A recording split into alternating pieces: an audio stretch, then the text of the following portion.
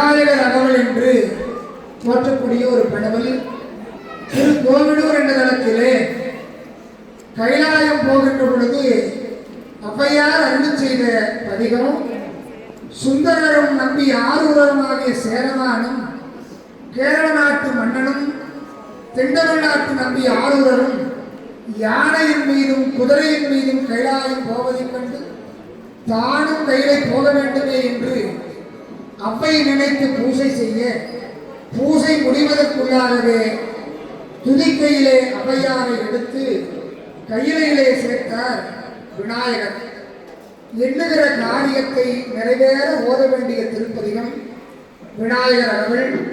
அம்மாவுடைய ஆன்மா கைலாய பதவியிலே அடைய வேண்டும் என்று அனைவரும் வேண்டுமுகத்தானாக ஆணைமுகனுடைய திருவருளை வேண்டி முதலாவதாக விநாயகர் அகவல் பாராயணம் திருவிண்ணப்பம் சாத்தப்படுகிறது.